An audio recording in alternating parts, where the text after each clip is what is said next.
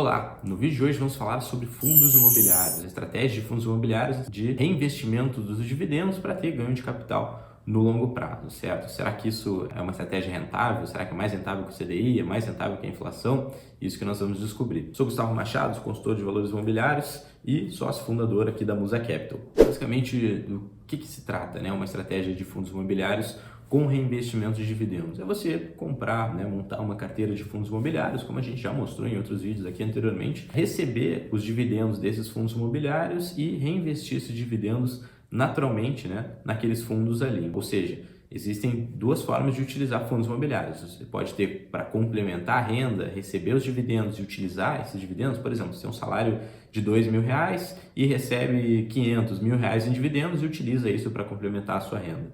Isso é uma estratégia, certo? A estratégia que a gente vai tratar hoje é para ganho de capital especificamente. Ganho de capital é uma estratégia para você acumular o maior patrimônio possível no menor prazo ou no maior prazo, enfim, numa determinada janela de tempo, certo? Então, basicamente, consiste então de investir em fundos imobiliários, receber dividendos e reinvestir esses dividendos, certo? Então, essa é a finalidade da estratégia de fundos imobiliários para ganho de capital, como a gente vê bastante gente em vários cursos ensinando, essa estratégia. Então acontece, é bem comum dos clientes nos perguntarem, olha, a estratégia não tem fundo imobiliário? E aí a gente vai e conversa com a pessoa, olha, a estratégia de fundo imobiliário é só se você quiser sacar a renda, aí passa a valer a pena. Agora, se o seu objetivo é ganho de capital, ou seja, você não quer sacar recurso nenhum, você não quer utilizar aquela renda que está sendo gerada, o objetivo é ganhar acumular o maior patrimônio possível ao longo do tempo, então não faz tanto sentido assim a gente ter fundos imobiliários, certo? E com essa finalidade a gente resolveu gravar esse vídeo, fazer um estudo e gravar esse vídeo e dividir com vocês aí que acompanham a nossa página. Mas antes da gente seguir, lembra de se inscrever no canal, marcar o joinha se gostar do vídeo e também encaminhar para o seu amigo, sua amiga que está utilizando estratégia de fundos imobiliários em reinvestimento dos dividendos. Para esse estudo eu utilizei basicamente o IFIX, que é o índice da B3, que ele é uma carteira de fundos imobiliários, enfim, de vários fundos imobiliários, e ele considera, o IFIX, ele considera o reinvestimento de dividendos automaticamente, certo? Então ele é um índice composto aí por diversos fundos imobiliários. Se tiver dúvida de qual é a composição, como é que ele funciona,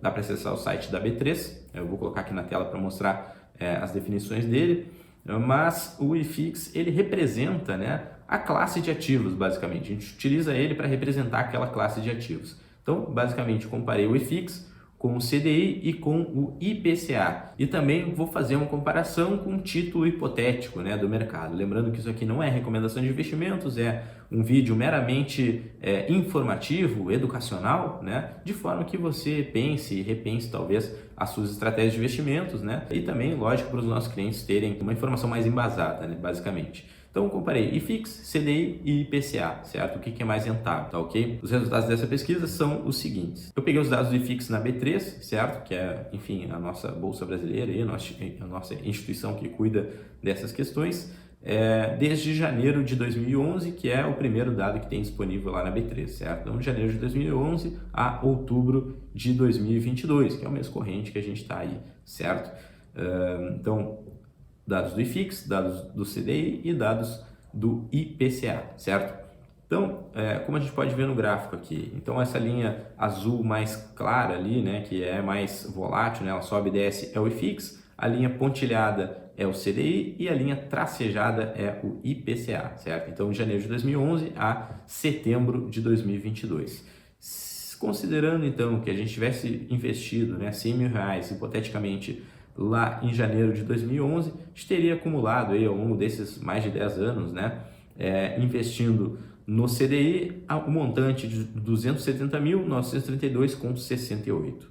Esses mesmos R$100.000, se investidos em fundos imobiliários, uma carteira de fundos imobiliários com reinvestimento de dividendos, a gente teria acumulado ao longo do período R$275.241,42, ou seja, uma diferença e com bem mais volatilidade, então bem mais emoção ali para o investidor, que por determinados tempos esteve acima do CDI e em determinados tempos, um bom período, então dá para considerar ali que janeiro de 2014 a setembro de 2016, outubro de 2016, o investidor esteve perdendo para o CDI com a sua carteira de dividendos e a sua carteira de fundos imobiliários reinvestindo os dividendos, certo? Depois ultrapassou o CDI, a gente vê ali no gráfico tem uma perna, né, uma queda preta ali que eu coloquei, que é a pandemia, né, a pandemia do Covid-19. Então a gente vê que essa carteira, lógico, em alguns períodos ela pode render mais que o CDI, mas no longo prazo, como a gente vê, acabou ficando muito próximo, né? E, enfim, dando muito mais emoção e muito mais trabalho para o investidor. Lembrando que o CDI ali, que eu considerei, foi um investimento 100% CDI, considerando que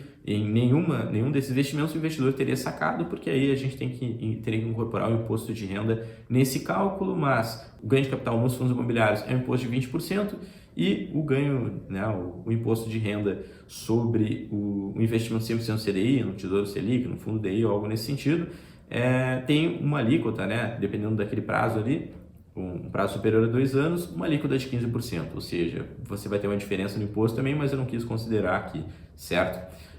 Lembrando que o CDI é um investimento muito fácil de fazer, até uma conta remunerada, consegue entregar esse retorno de 100% CDI, mas a ideia aqui é mostrar que você consegue, né, através de uma alocação de ativos, de renda fixa mesmo, né, de ter uma exposição em renda fixa em títulos que rendem mais que o CDI, então CDI10, 115, 120, ou mesmo CDI mais 1, CDI mais 2, enfim, que são os títulos que a gente tem no mercado, você consegue, no longo prazo, ter um retorno superior aos fundos imobiliários. Isso pensando só em CDI, certo? Mas eu quis ir um pouquinho além e mostrar também, mas e se a gente comprasse títulos públicos atrelados à inflação, ou mesmo títulos privados, né? Então, CRIs, CRAs, debêntures, enfim, que investem em títulos IPCA+, certo? E eu considerei aqui um IPCA mais 5, que é uma taxa que a gente consegue, mesmo com taxas de juros baixas, né? Em títulos públicos, hoje a gente tem IPCA mais 5, e, enfim, 5 e poucos, quase 6 ali, mas em títulos privados a gente sempre tem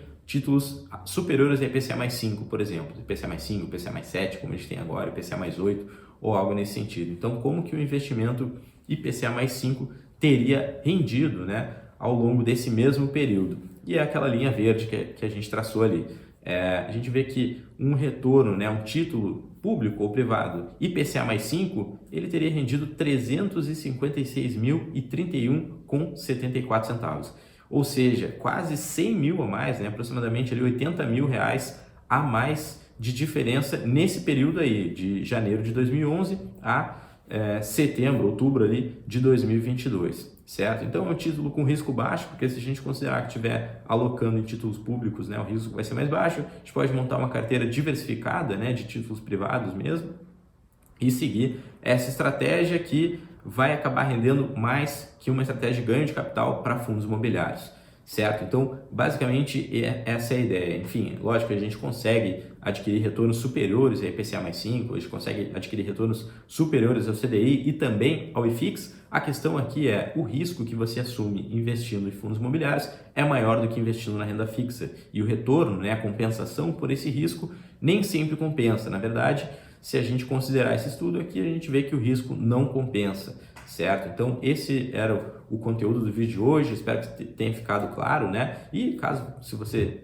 ficou com alguma dúvida, alguma questão nesse sentido, quiser questionar, pode perguntar aqui embaixo que eu faço questão de responder e conversar com você. Ao mesmo tempo, né, se você quiser contar com um serviço de consultoria personalizado, né, e contar com a nossa estratégia de investimentos, também entre em contato que a gente vai atender você e te ajudar nessa jornada, né, dos investidores para ter o melhor retorno possível, né, o melhor retorno ajustado ao risco.